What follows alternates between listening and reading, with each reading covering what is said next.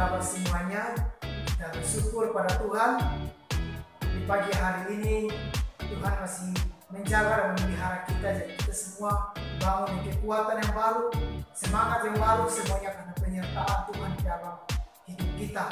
Nah, pagi hari ini adik-adik kita mau membaca firman Tuhan dan merenungkan.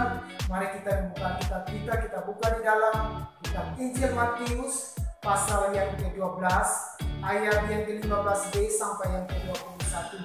Tapi kita jangan membaca semuanya, kita hanya membaca ayat yang ke-20. Demikianlah firman Tuhan.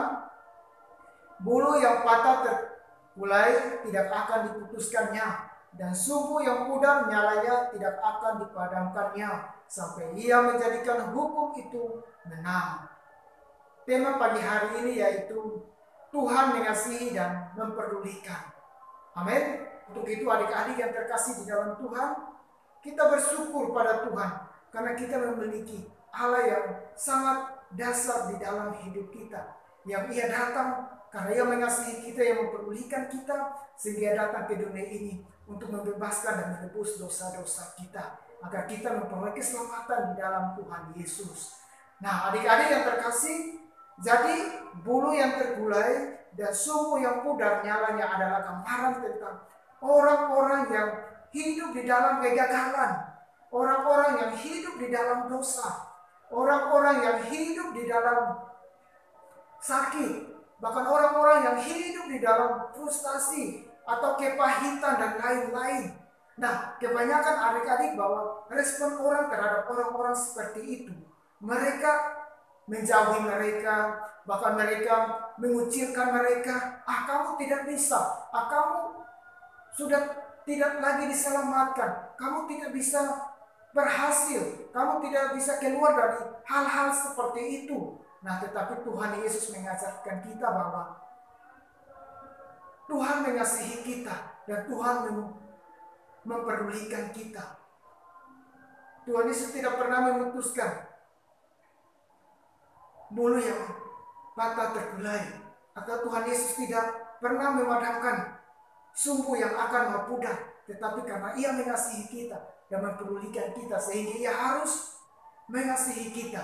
Nah, adik-adik yang terkasih di dalam Tuhan, kita sebagai orang-orang yang percaya, di dalam Tuhan Yesus ada pengharapan yang pasti. Di dalam Tuhan Yesus ada kesembuhan. Di dalam Tuhan Yesus ada keselamatan. Di dalam Tuhan Yesus ada kemenangan. Amin. Di dalam Tuhan Yesus yang sakit disembuhkan.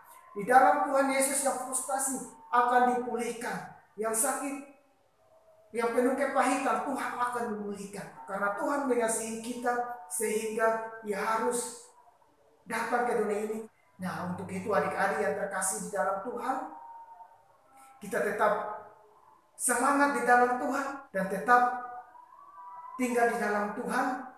Tuhan ingin supaya orang-orang semua diselamatkan. Kalau kita membaca 2 Petrus 3 ayat 9b, firman Tuhan menyatakan di situ bahwa Ia menghendaki supaya jangan ada orang yang binasa, melainkan supaya semua orang berbalik dan bertobat. Jadi kerinduan Tuhan supaya orang-orang diselamatkan, orang-orang berbalik dan bertobat, dan menerima Tuhan Yesus sebagai Tuhan dan Juru Selamat. Nah, untuk itu kita yang sudah diselamatkan sebagai orang-orang yang percaya, bagaimana caranya?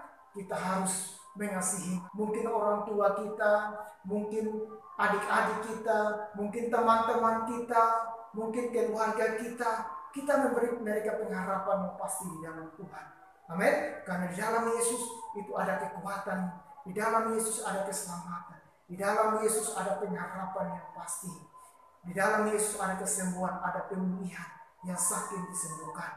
Amin. Jadi adik-adik yang terkasih di dalam Tuhan, kita bersyukur karena kita memiliki Tuhan yang dasar dan selalu memperdulikan dan mengasihi setiap kehidupan kita. Tuhan Yesus memberkati dalam renungan pagi hari ini, menjadi kekuatan di dalam hidup kita.